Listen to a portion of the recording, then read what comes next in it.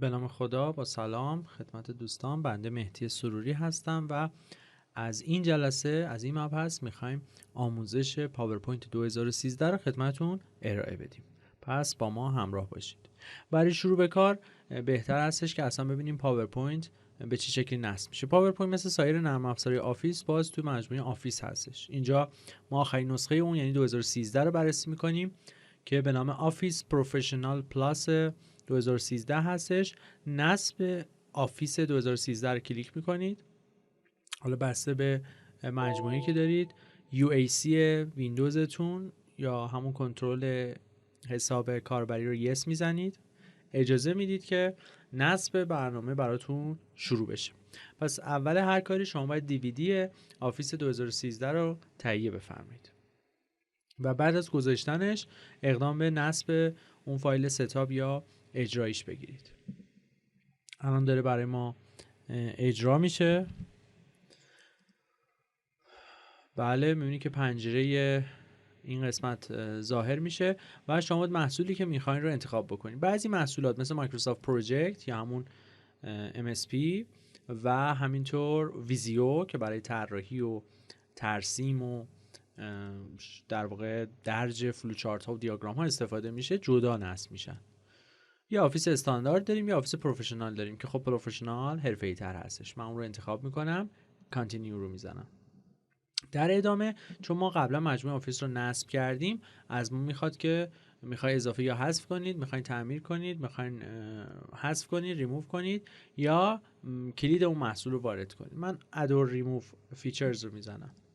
خب در موقع نصب شما میبینید که اون اسپیسی که اویلیبل هست، فضایی که اویلیبل هست روی درایوتون و فضایی که نیاز داره، معمولا چند گیگ ممکنه نیاز داشته باشه، رو مشاهده میکنید.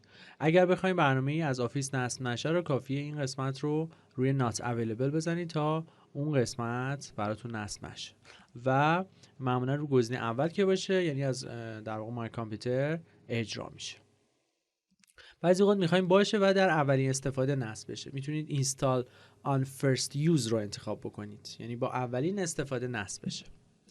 خب میدونید که نرم افزاری زیادی توی در واقع مایکروسافت آفیس قرار داره که حالا بررسی خواهیم کرد اونها رو و در مجموعه‌های دیگه آموزشی ما میتونید اونها رو هم یاد بگیرید. بعد از انتخاب همه اینها که در واقع بخواید نصب بشه، کانتینیو رو میزنیم و این شروع میکنه به در واقع اقدام به این کار که من اون رو کنسل میکنم. به همین راحتی شما میتونید آفیس رو نصب بکنید. اگر وارد استارت هم بشیم، میتونیم حالا ویندوز 8 هم اگه باشه، آفیس معمولا کنار هم میاد. شامل پاورپوینت هست که خدمتتون میخوایم بگیم نرم افزار ارائه مطالب بهش میگن. ورد رو داریم توی مجموعه آفیس که برای نامه‌نگاری و تایپ هر نوع نامه و سند و نوشته و جزوه و کتابی میتونید ازش استفاده کنید. آوتلوک داریم برای مدیریت ایمیل ها میتونه استفاده بشه و شما میتونید ایمیلاتون رو توی این نرم افزار مدیریت کنید. علاوه بر اون امکاناتی مثل تقویم و زمانبندی و قرار ملاقات و یادداشت و تسک و چیزهای مختلفی داره.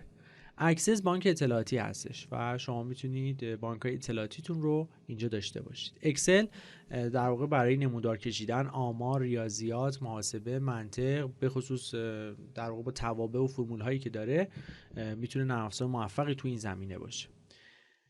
اینفوپد در واقع یک نرم افزار برای فرم سازی هست و میتونید دیزاین کنید و میتونید فیلر حالا پرش کنید اون فرم رو.